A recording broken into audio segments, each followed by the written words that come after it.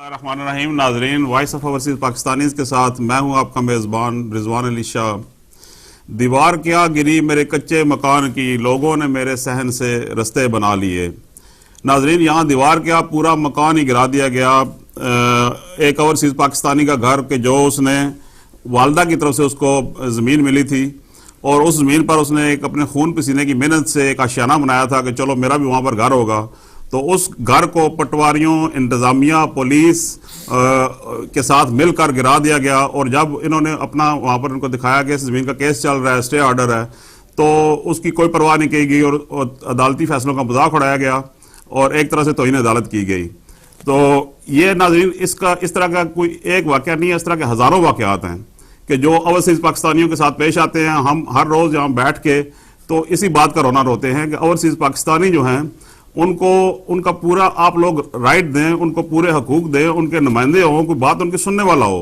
मसला ये है कि ये बेचारे जब यहाँ आ जाते हैं तो इनको वहाँ जो लोग हैं उन्हें पता है कि उन्होंने महीने बाद वापस चले जाना है, इनका कोई पुरसाने हाल नहीं है।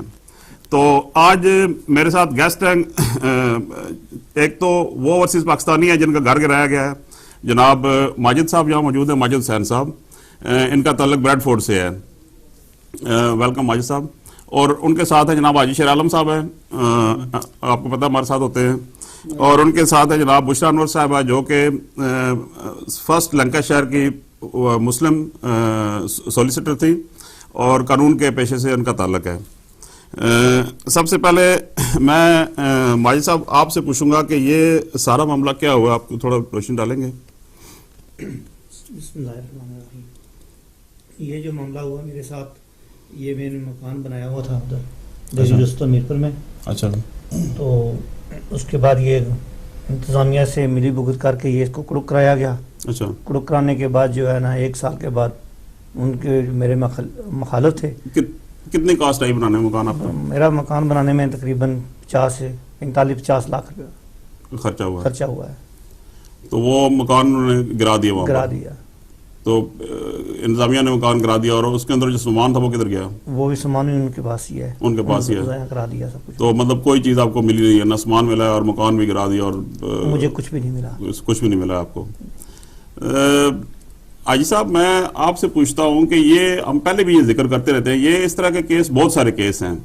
अभी देखें किस तरह जैसे इनके साथ हुआ है कि इनकी जो सारी जिंदगी जमा पूंजी थी, इन्होंने मकान बनाया, अपना इतना खर्चा किया, तो बगैर सोचे समझे उस मकान को गिरा दिया गया। तो आप इस बारे में क्या कहते हैं? बिस्मिल्लाहिर्रहमानिर्रहीम। शाह साहब, असल बात यह है कि ये जो आवर्सी लोगों के हकूक़ के लिए मैं शोर कर रहा हूँ, ये बुनियादी वजह यही है इसमें कि आवर्सी लोग जो हैं यहाँ पर अब मैंने मजदूरी करने के लिए इस मुल्क में आते हैं, बाल बच्चे का पेट पालते ही नहीं बल्कि वहाँ की माशरत को भी चला रहे हैं। तो इनके साथ जो कुछ हो रहा है वो मैं बार बार ये कहता हूँ, जैसा कि आज ये आपके पास केस आया है कि लोगों को, वहां के लोगों को पता होता है कि ये तो 6 महीने से ज्यादा यहाँ या 2-3 महीने रहेंगे और चले जाएंगे।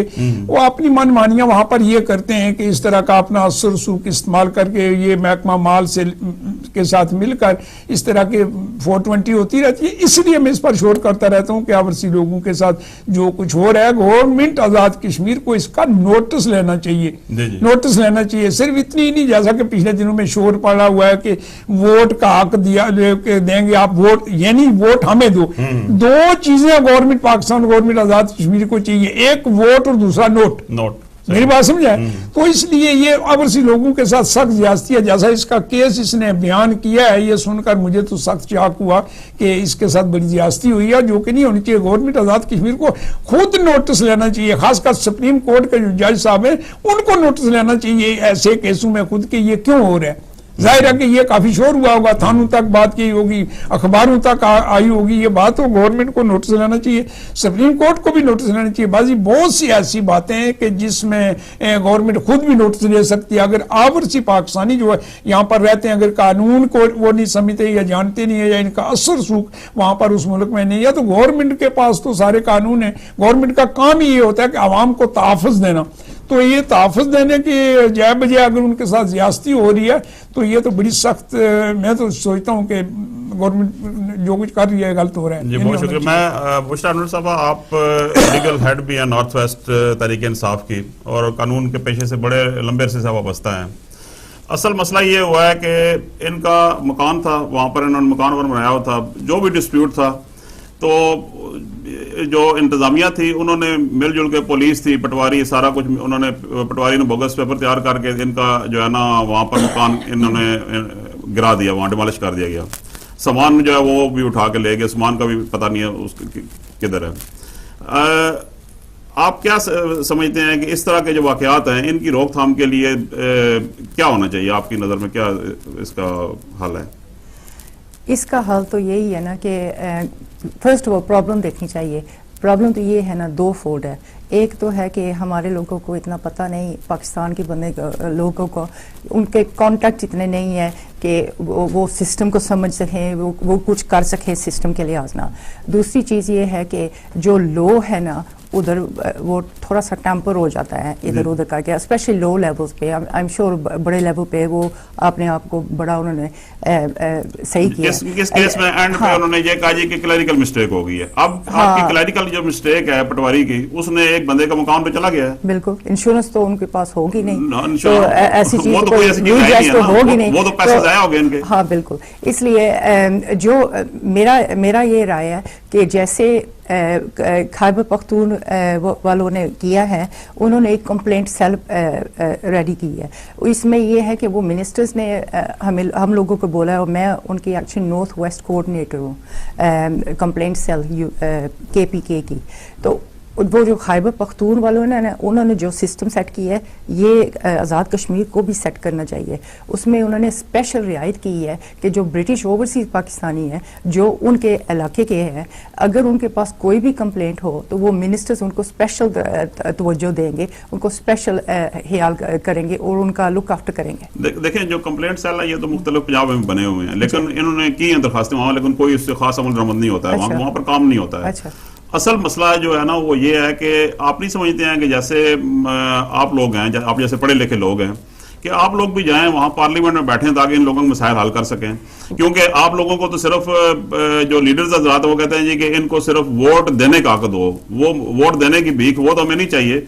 आप पूरा हक क्यों नहीं देते हो? या तो मतलब डुअल नेशनलिटी आपने अगर दी हुई है तो कम से कम पूरा आप क्या कहते हैं, मिलना चाहिए नहीं मिलना चाहिए? बिल्कुल मिलना चाहिए। इनफैक्ट इट्स वेरी इंपॉर्टेंट कि हमारे लोगों को वोट जो मिली है वो बड़ी चीज़ हुई है, लेकिन जो हमारा ये भी हक होना चाहिए कि हम दो कंट्रीज़ के नेशनल्स हैं। इसका मतलब है हम लोगों ने कसम खाई है दोनों मुल्क के लिए, इसलिए हमारे एक मुल्क के क्यों हमारे हक छीने गए हैं।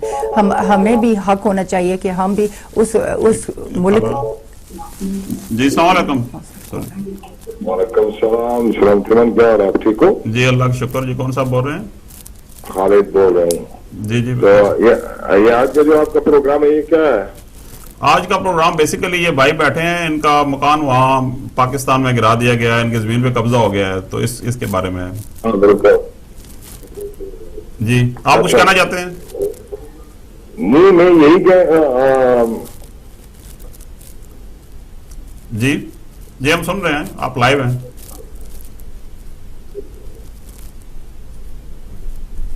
Hello hello.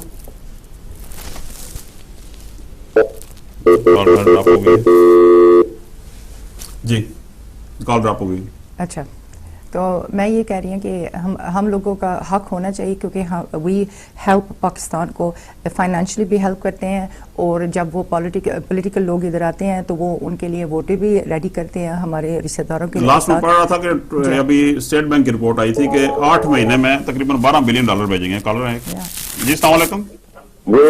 Sorry call cut off हो गई। जी जी खालिद साहब, आप कहिए क्या कहना चाहते हैं? मैं ये कह रहा था कि आजाद कश्मीर के अंदर जो ये जो ओवरसीज सेल आप जो बात कर रहे थे, इसके अंदर तो ऑफिसेज चाहिए और लोग चाहिए जो डेडिकेटेड हो काम करने के लिए। जी जी बिल्कुल। हाँ, तो प्रॉब्लम हमारी ये है कि वहां जब लोग हुकूमत में चले जाते हैं वो भूल जाते हैं कि उनकी असल ड्यूटी क्या है। और जब तक हमारे बल्दियाती इलेक्शन वहां नहीं होते हैं तो MLA साहब जो जितने भी हल्कों के हैं वो तो सड़कों और नालियों पे बैठे हुए हैं। हालांकि MLA जितने भी हैं उनका काम नहीं है सड़कें या नालियां जो है, वो तो है बल्दियाती जो वहाँ सिस्टम है, जो बल्दिया काउंसलर है सिस्टम उनका। है, जी हाँ वो तो काउंसलर आजाद का है। और इसी वजह से इलेक्शन पाकिस्तान और आजाद कश्मीर में नहीं होते हैं, क्योंकि ये पावर शेयरिंग जो है ये क्या करके डेलीगेटेड हो जाती है। लोकल काउंसिल लोकल काम करते हैं, और एमएलए और एमएनए इनका काम है कि मुल्क की बेहतरी करना और लोगों को तफज देना, लोगों को सुकून देना, लोगों को सौदे में असर करना ही। यही तो खालिद साहब बात कर रहे हैं कि ओवरसीज पाकिस्तानी हम लोग जो यहाँ बैठे हुए हैं, तो इन लोगों का कोई पुरसाने हाल नहीं है कि अगर पीछे इनकी जायदादों पे कब्जा हो जाए, इनके मकान गिरा दिए जाए, कोई पूछने वाला नहीं है, क्योंकि वहां पर इंतजामिया मिली हुई है। कोई कंप्लेंट सेल ऐसा नहीं है कि जो इनकी इदाद रसी कर सके, ना कोई सिस्टम बना है। हम तो इसलिए बैठे हैं, यही बात कर रहे हैं कि ओवरसीज पाकिस्तानी को फुल राइट्स दिए जाएं, ताकि वो वहां पर ना सिर्फ उन्हें नेशनलिटी ना छोड़नी पड़े अपनी, वो नेशनलिटी छोड़े बगैर भी वहां इलेक्शन लड़ सकें, हमारे नुमाइंदे वहां पर हों, ताकि लोगों के मसाइल वो हल कर सकें। जी आप ये बिल्कुल जरूरी है कि ओवरसीज पाकिस्तानी और कश्मीरी को जो राइट ऑफ वोट होना चाहिए। अगर हमारा हक है कि हम वहां जाकर इन्वेस्टमेंट करें, पैसा वहां भेजें और उस मुल्क को हम सपोर्ट करें, तो ये भी हमारा राइट है वोट का। जी जी बिल्कुल। हाँ, and being a dual national जी जी जी जी हाँ, it should be on board। जी जी बहुत शुक्रिया खालिद साहब आपकी कॉल का। कॉलर एक और कॉलर हमारे साथ हैं। थैंक यू जी, अल्लाह हाफिज़। अल्लाह हाफिज़।